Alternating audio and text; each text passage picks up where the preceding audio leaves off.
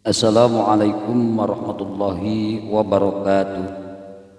Alhamdulillahi rabbil alamin. Wassalatu wassalamu ala sayyidina wa maulana Muhammadin sallallahu alaihi wasallam wa ala alihi wa ashabihi wa man tabi'ahu ila yaumiddin, amma ba'du. Para sahabat, para pemirsa, para pecinta yang tetap setia menyimak kajian dari MWCNU Ranca Channel,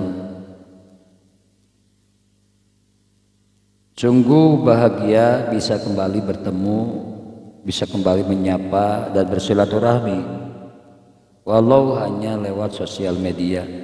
Semoga pertemuan ini, silaturahmi ini mendapatkan tempat, mendapatkan balasan dan bernilai ibadah di hadapan Allah Subhanahu wa taala. Izinkan kami menyampaikan doa dan salam. Semoga para sahabat semua berada dalam lindungan Allah Subhanahu wa taala, dipanjangkan umurnya, disehatkan dan diberkahkan rezeki serta dikabulkan segala cita-cita.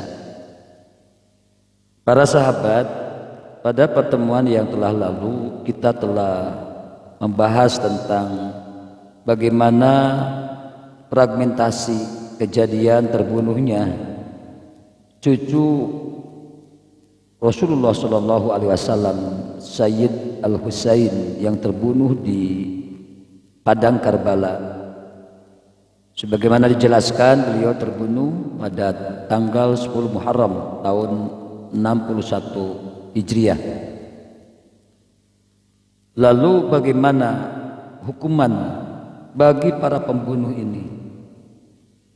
Sejarah mencatat bahwa Allah Subhanahu wa taala menghukum semua yang terlibat dalam pembunuhan Al-Husain. Di tanah Karbala, negara Irak sekarang, cucu kesayangan Nabi Muhammad SAW ini terbunuh bersama sebagian pemuda Ahlul Bait.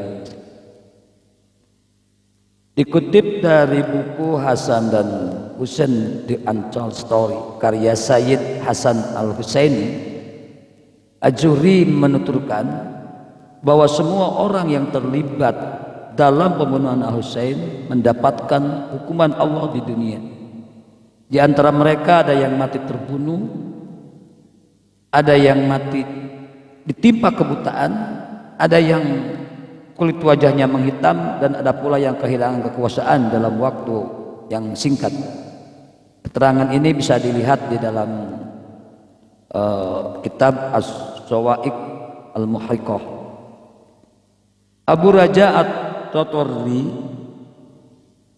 menuturkan, janganlah kalian mencela keluarga yang tinggal di tempat ini. Maksudnya adalah Ahlul Bait. Dahulu kami punya tetangga dari Balhajim, Kufah.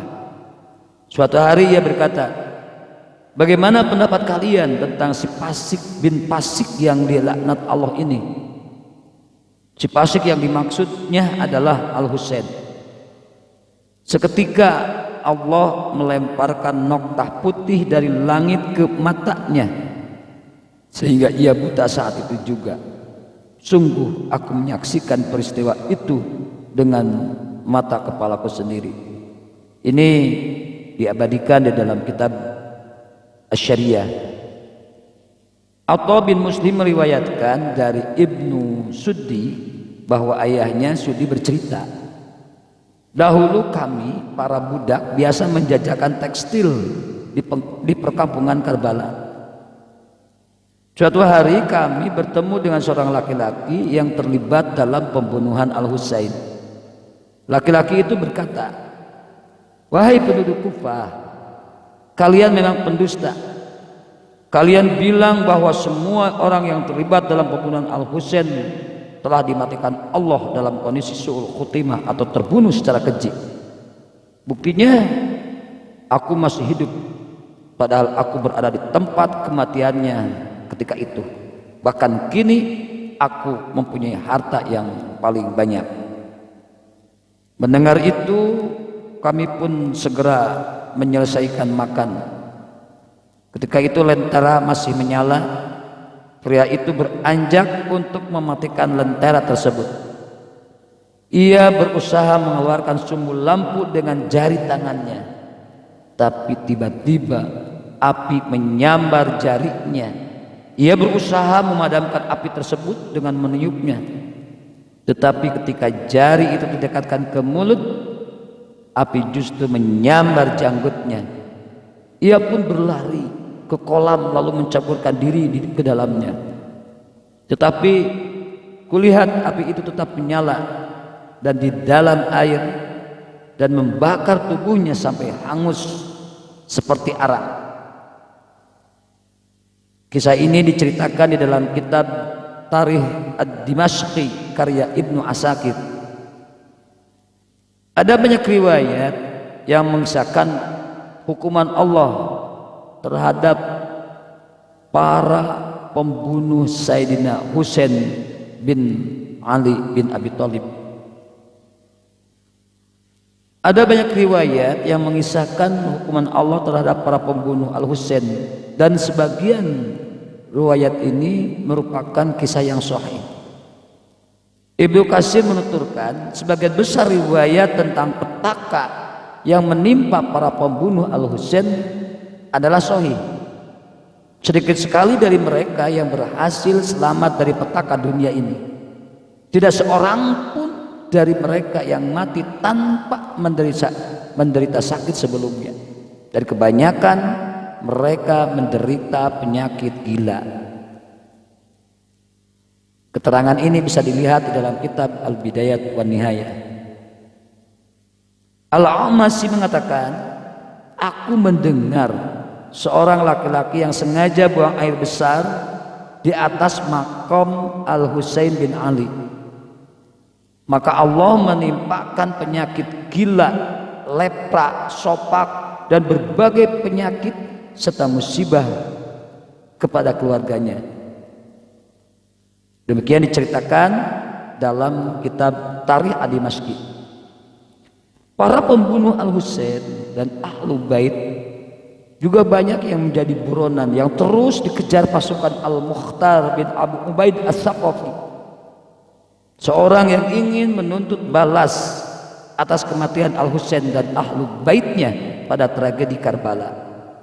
Akhirnya pasukan ini berhasil menggelandang para pembunuh Al-Husain satu persatu ke hadapan Al-Mukhtar. Al-Mukhtar lantas memerintahkan untuk menghukum mereka dengan cara yang berbeda-beda sesuai dengan kekejian mereka terhadap Al-Husain ketika itu. Ini diceritakan di dalam kitab Al-Bidayah wan Nihayah. Syamr bin Juljawshan dibunuh dalam sebuah penyergapan yang dilakukan pasukan Al-Mukhtar. Ketika itu Syamr menghadapi pasukan tersebut tanpa sempat mengenakan baju atau menyentuh pedangnya. Syamr memang sempat melukai mereka, namun Abu Umarah berhasil membunuhnya dan jasadnya lalu dilemparkan untuk dijadikan makanan anjing.